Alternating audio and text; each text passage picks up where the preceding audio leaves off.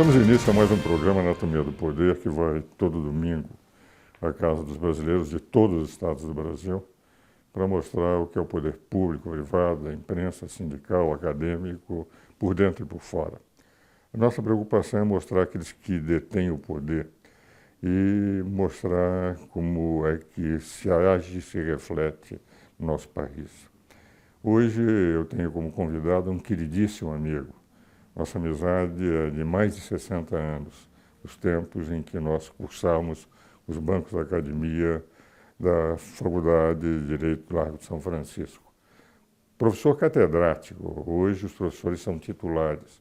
Quando ele prestou concurso para a Faculdade de Direito, ainda era a época das cátedras de Direito.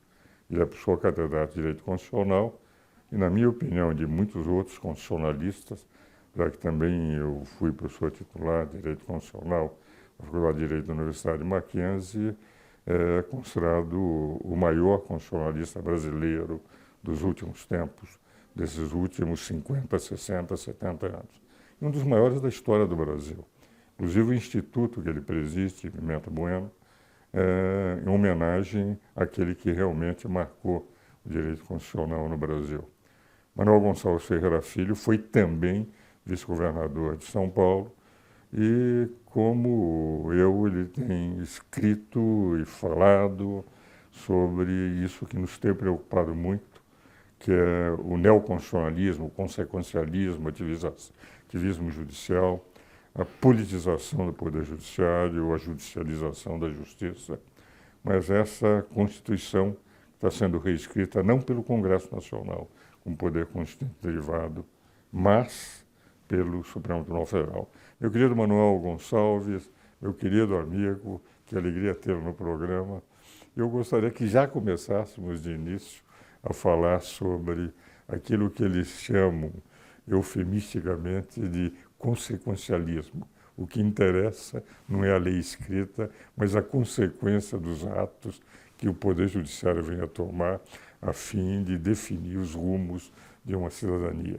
Como é que o meu querido amigo pensa e raciocina a respeito? Meu caro Ives, eu quero, em primeiro lugar, agradecer as suas exageradas referências à minha qualidade de constitucionalista. Eu realmente dediquei a minha vida inteira ao estudo do direito constitucional e ouso me colocar entre os constitucionalistas brasileiros, mas não com o destaque das suas observações. Essa opinião é minha e eu tenho a impressão que, como é de muitos dos grandes constitucionalistas brasileiros, eu prefiro continuar com a minha e não com a sua. Eu seguramente não sou o pior.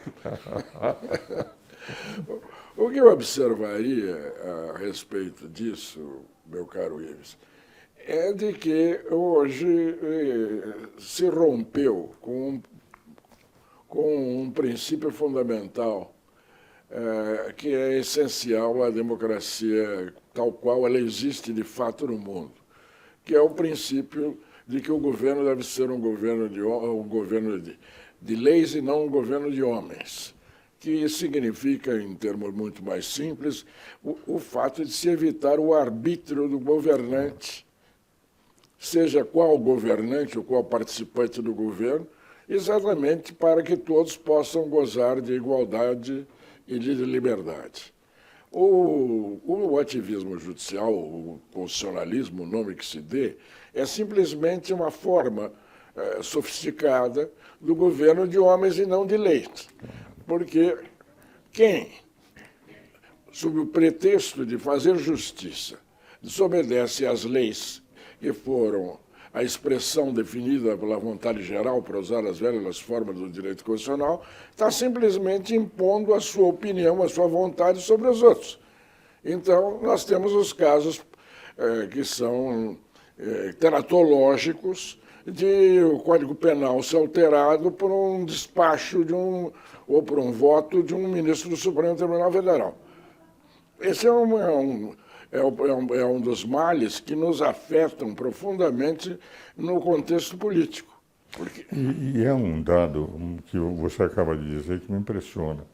E muitas vezes, um voto monocrático, quer dizer, o colegiado decidindo mas um ministro resolve decidir, muda a Constituição na sua decisão. E no momento que mudou a Constituição, ele fala como se fosse o Supremo Tribunal Federal, como se fosse o Poder Judiciário, monocraticamente, sob a alegação de que tem que fazer justiça naquele momento. Né? Com esse pretexto de fazer justiça naquele momento, ele está simplesmente satisfazendo as suas ideias e as suas convicções. Impondo. Ele está impondo. Isso não é. Isso leva, em última instância, a uma verdadeira tirania.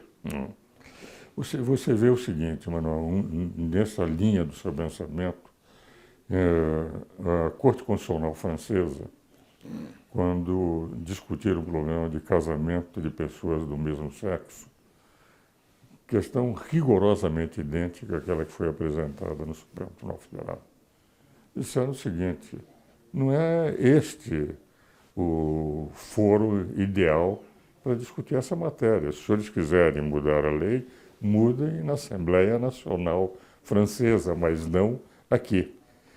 2 meses depois, nós decidimos exatamente o contrário. Não é o Congresso que está sendo discutido, há diversos anteprojetos que não passam, mas nós, Supremo Tribunal Federal, é que vamos dizer se pode ou não pode, sob uma alegação de que o que está na Constituição é algo, mas o que eles decidiram não é impedido pela Constituição, como se a Constituição fosse criar uma norma impeditiva de um casamento de pessoas do mesmo sexo, sem nenhum preconceito contra eles. Mas não é o que está na Constituição. Não é? Seguramente não. Tratando especificamente desse assunto, eu me lembro perfeitamente que quando se colocou na Constituição união estável de homem e de mulher, Claro. se queria impedir isso. Na verdade, essa posição historicamente é inviável em face da intenção do Constituinte. Exatamente. Agora, a ideia de Constituição vem do quê? Vem exatamente da necessidade de que, num acordo ou numa deliberação de todo o povo, ou dos representantes de todo o povo, se estabeleçam umas regras gerais e permanentes que devem reger a governança e a estruturação do Estado e até hoje a estruturação da economia e da sociedade. Na medida em que o Supremo atua, ou um ministro do Supremo atua mudando isso, ele está contrariando a Constituição. Ele está sendo rigorosamente inconstitucional. Exatamente. Aliás, você vê o seguinte, Manuel, um dado que me impressiona, o artigo 103, parágrafo 2º da Constituição, declara que nas ações diretas em constitucionalidade por omissão, quando o Congresso é obrigado a fazer a lei e não o faz, porque é obrigado a fazer, porque a Constituição impôs que aquela lei ordinária ou complementar fosse feita, o Congresso, o Supremo pode declarar inconstitucionalidade por omissão do Congresso, mas não pode fazer a lei. O artigo manda que o Congresso faça a lei sem prazo para fazer. Não, você tem toda a razão. Você tem toda a razão, porque, na verdade, o que a Constituição, na sua redação primitiva, não na sua interpretação atual, previu exatamente a supremacia do poder constituinte derivado, isto é, Congresso Nacional, num procedimento especial, mais complexo do que o estabelecimento de lei organizada. 60% em 2 discussões. Que deveria modificar a Constituição. Agora, os ativistas do Poder Judiciário encontraram fórmulas mágicas para alterar isso. E um pretexto é a nova hermenêutica. É como se a nova hermenêutica pudesse substituir-se ao texto. O pretexto é escandaloso. Agora, atrás de tudo isso, Ives, eu não tenho dúvida alguma que existe um aspecto sociológico, que é exatamente a pretensão de uma minoria de governar a maioria. Isso é verdade. Porque se você analisar isso que você está dizendo, realmente é uma realidade. Indiscutivelmente, os homens do Supremo, eu os admiro muito, gosto muito, sou amigo, como você é amigo de todos eles. Aliás, nós dois somos constantemente citados em decisões do Supremo. Mas a verdade é que eles entendem que, como o país não vai bem do ponto de vista dos outros poderes, que eles têm o direito de orientar os rumos do país. E a entrevista que o meu querido amigo, é seu amigo, Luiz Roberto Barroso, constitucionalista como nós, declarou de que a função do Supremo é tríplice: cumprir a Constituição,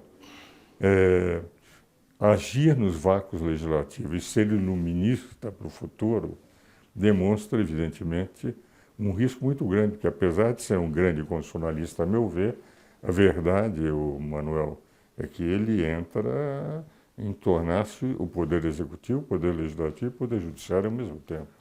Meu caro Ives, eu realmente admiro e sou amigo de muitos dos ministros do Supremo Tribunal Federal, e você sabe, sem que eu esteja me gabando aqui, alguns deles foram seus alunos.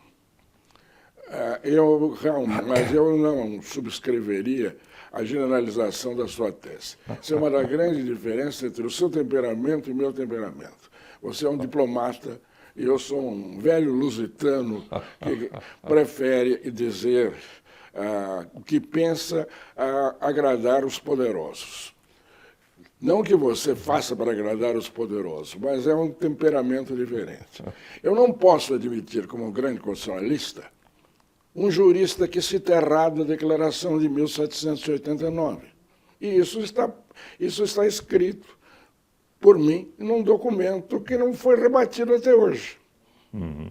Então, o neoconstitucionalismo é um pretexto para uma sede de poder e uma intenção de prevalecer sobre as leis, que na verdade que é um elitismo. Uhum.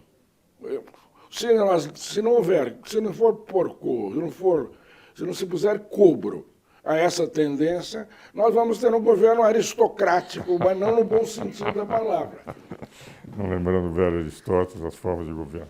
Vamos agora aos nossos comerciais, logo em seguida continuaremos a conversar sobre o Poder Judiciário e a Constituição.